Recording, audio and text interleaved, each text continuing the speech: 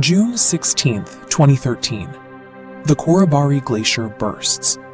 Billions of liters of water, mud, and jagged rock tear down the Himalayas. Moving at 100 kilometers an hour, this wave destroyed 15,000 modern buildings, steel bridges, and concrete hotels in minutes.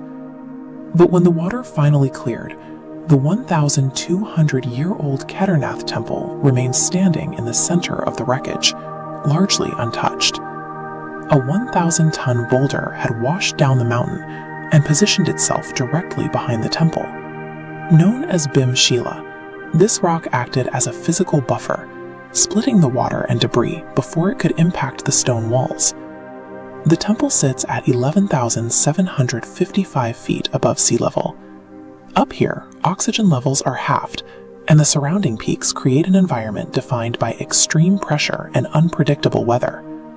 The fact that this structure survived, while its modern surroundings were leveled, creates a difficult question. Is this endurance the result of divine protection, or is it the product of a specific, intentional design built to survive the valley's most violent forces? The 2013 flood was only the most recent test. From the 14th to the 19th centuries, the temple was completely engulfed by a glacier during the Little Ice Age.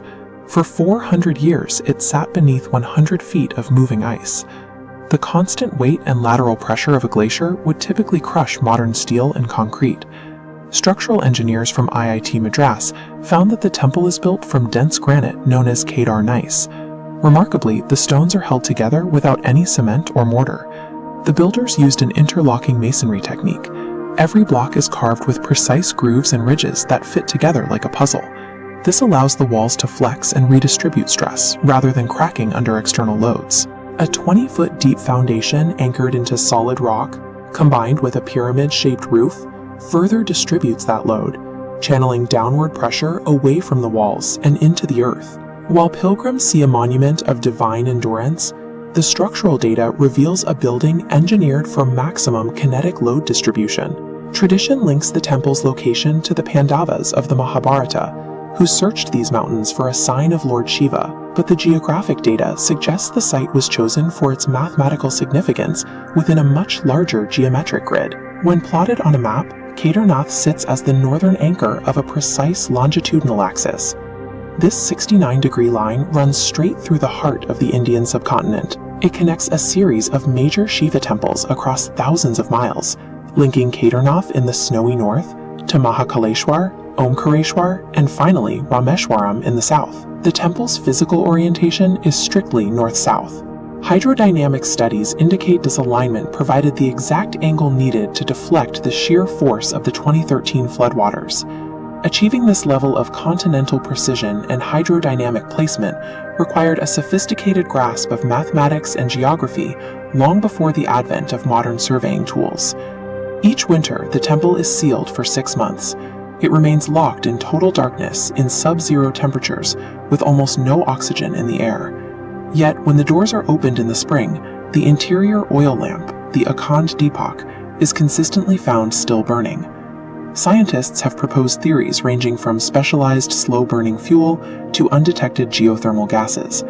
Local belief, however, centers on the deity Bhairavath, the traditional guardian of the site. Whether the cause is chemical or spiritual, the unbroken flame has become a symbol of a cultural faith that persists regardless of the environment. Kedarnath has survived centuries of ice and catastrophic floods. But today, it faces a threat that is much harder to deflect.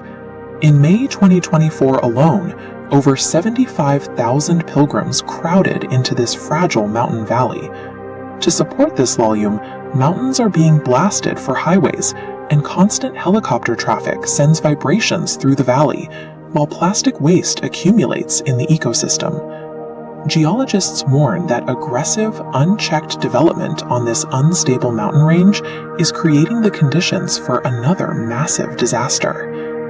The builders of Kedarnath didn't just place a temple in the mountains, they integrated it into the landscape's own geometry and physics. To preserve this 1,200-year-old marvel, we may need to rediscover how to build in harmony with the environment, rather than trying to conquer it for our own convenience.